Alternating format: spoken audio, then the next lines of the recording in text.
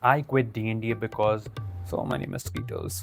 God, can these dogs shut the... And then you roll a D20. It's not that hard, but at the same time, it's really hard because you often end up choosing the biggest fantasy. It can get complicated as well.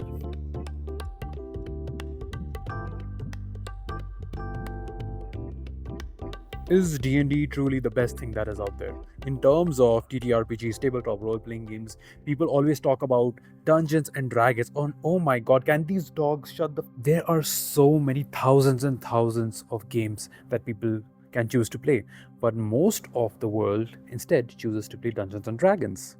Why is that? Now, when it comes to fantasy or sci-fi fantasy, people usually equate it to something like Dune or Lord of the Rings, The Wheel of Time, Game of Thrones. Obviously, you have all of these big franchises. You see them in media via the books, via animated TV shows, and live action television shows.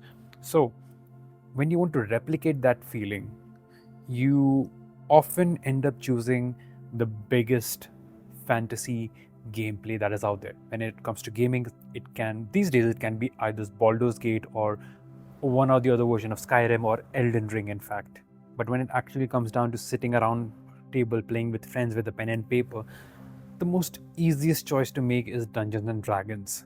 I mean, think about it. It has a legacy of decades of being one of the biggest games out there. And then you roll a d20, which in the zeitgeist is apparently the best dice that is out there. That's not true. And you can make whatever kind of character that you want and play with it. Actually become that character. You can role play in that character. You can do magic spells. You can fight with a bow and arrow. You can swing a sword. You can bring down lightning from the heavens. What reason should there be not to play this game? And I completely agree. The mechanics even give a lot of room for you to improvise. In fact, I see way more homebrew rules being used than the actual rules itself. You have rules for things like death saves, or counter spells, for randomly generating an NPC, in fact, and I even see homebrew rules being used in something like initiatives or using chase rules. And even when you have maybe a large scale battle going on with lots of armies taking place, you famously see this in Dimension 20. तो अगर पूरी दुनिया खेल ही रही है D&D, तो मैं क्यों ना खेलूं D&D? I agree. I started with D&D. I started by playing D&D without knowing if there was any other actual role-playing game out there.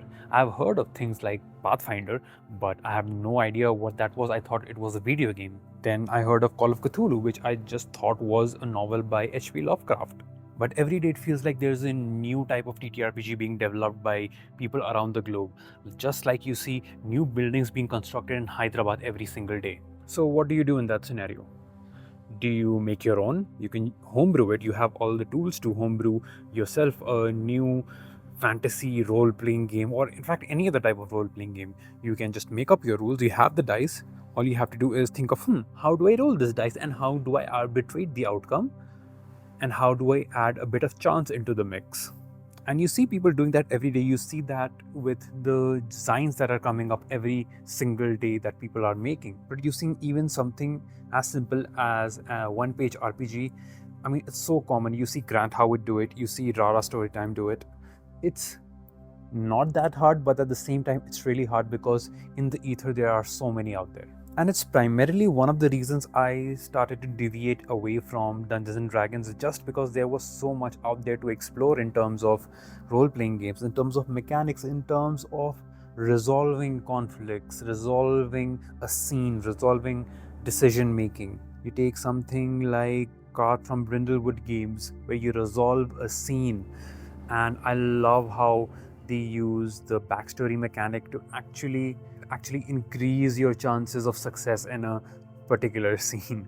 Or even something like God Killer, which uses a powered by the apocalypse system, in which you co-create the situation by you answering one question and the GM answering another question. Or in fact, I'm currently trying out Savage Worlds, in which you just have to hit a 4, and you can even explode by hitting a 4 or hitting the highest number on your die and re-rolling it and it adding to your bonus.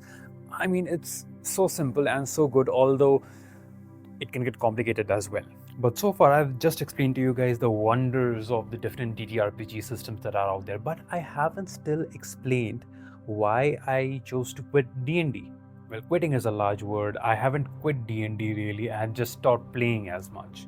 The last time I played D&D was actually in December when I sat down with a bunch of people who were running a game at a convention called T-Talks, and I just played a barbarian because I love my barbarians. I quit D&D because I wanted to see what else is out there. And I wanted people to see what else is out there.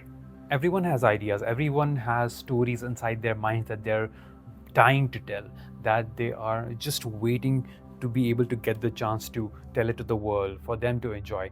But it's not necessary that D&D is the perfect system for that. If you're going for something horror, you can maybe choose to go with Call of Cthulhu or uh, Candle Obscura or even The Between or Vysen or Vampire the Masquerade. I mean, there are so many good horror systems out there. As far as fantasy goes, as far as heroic fantasy goes, you can choose to go with D&D, or you can go choose Savage Worlds, which I'm just trying out, or you can choose Pathfinder, which is exceptional in the way how you can create exactly the type of character you want and you won't feel underpowered even at level 1. This opinion that D&D is the catch-all of all the stories that you want to tell is simply wrong. It's not true at all. D&D cannot be the catch-all of everything. Gary Gygax and Dave Arneson, when they came up with D&D from a wargaming background, D&D was mainly a fighting and exploration RPG, and it was way more brutal than what we see in D&D today, especially because this is like the 6th version or the 5.5 version is out right now, and it's so different from what it used to be. If you want a taste of the real D&D, you can choose to play the original D&D, or in fact you can choose any of the OSR games that are out there. I especially recommend Cairn and the OSC, especially the Dolmenwood setting. It is so rich. But I digress. I am deviating from the topic again. Why did I quit playing D&D? Oh, let me think. It was mainly WotC and Hasbro. You'll always see some or the other scandal related to Hasbro, WotC, or D&D out there. It's 1 a.m. at night. Why is somebody rolling with their motorcycles in a residential neighborhood? From firing their employees before Christmas to using and promoting generative AI in their products and trying to focus more on the microtransaction aspect of D&D. Oh my god, microtransactions in a D&D game, which is technically you can play D&D for free. Literally, you don't need anything to play it with. You don't need a subscription to D&D Beyond. You don't need a subscription, or you don't need the physical books to play D&D. You can literally just take a character sheet which can be generated online for free and just play with it. And see, I don't have a problem with people who choose to play with D&D. Some of my really good friends are really into D&D. That's the only TTRPG that they want to play, and that's absolutely fine. I just don't think it's the best thing out there anymore. I think of it as more of a gateway thing. Hey, this is the first stop when you enter the large capital city of TTRPGs. Is the first stop you make, but hey, actually go into the city and explore so many really good stuff that is out there. Imagine TTRPGs as exploring a dungeon. D&D is just, the entry gateway to the dungeon. After that, you'll find so many rooms, you'll find so many treasures, you'll find so many bad TTRPGs out there. I'm not gonna name them. You'll find so many bad campaign settings out there. I'm not gonna name them either. And it's not just because I can't play them, it's just that I'm very picky about the things I choose to play. Wiser and better and more influential people have already made videos about the D&D scandals that are out there, so I'm not going to get into that. I'll probably link some of them down below so you can just see what I'm talking about. But I don't see myself playing D&D even as less as I play now 2 years down the line, especially with the new edition coming out and the criticism and the lack of progress I've seen with the new edition. I don't think I'm really that interested in making D&D 5e content anymore. If you really want to play some good games, I would suggest go in the OSR or the OSE direction. That's old school essentials. If you want to try out heroic fantasy with a lot of crunch, you can try out Pathfinder, or in fact check out my friend's game Bludgeon.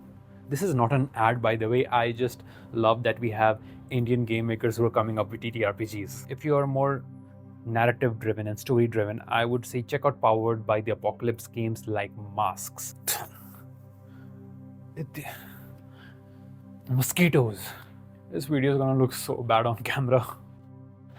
If you're looking for something between crunch and story, I like Savage Worlds, although it's more on the crunch side. There are nice dramatic tasks, and in fact, during the character creation, the edges and the hindrances you have, they add a lot to the story that you're playing in game. But since D&D is backed by Hasbro and WotC, who are worth millions and billions, I would say there are plenty of other fish in the sea. I'm not a big fan of large billion dollar corporations. With other fish being in the sea, I see D&D and Hasbro. Not D&D, I would say Hasbro and WotC as the biggest shark in the sea. Oh, how could I forget Mapamundi? Check out Mapamundi. Although the Kickstarter has already ended, I think you can still late pledge and get that game.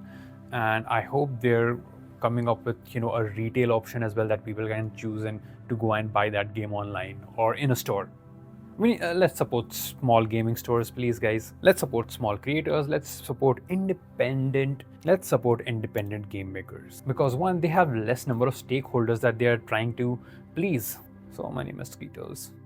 So that was it for my late night thoughts, and also I talked about God Killer, right? I have an actual play coming up using the God Killer system by Connie Chung, supported by Transplanar RPG and a lot of good patrons. So please stay tuned for that.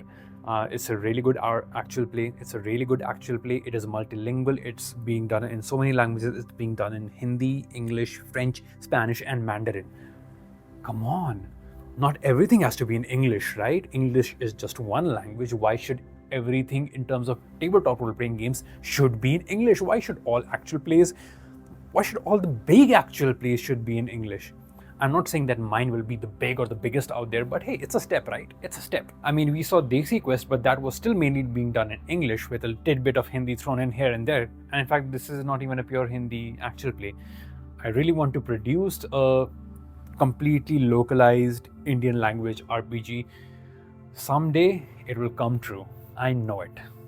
But until then, the Viendas Hitovias again. Do you know that in the language of the Wheel of Time, in the old tongue, it means it's time to roll the dice? I mean, it's perfect. The Wheel of Time, one of my favorite series of all time. Matt, one of my favorite characters of all time, using the term "it's time to roll the dice."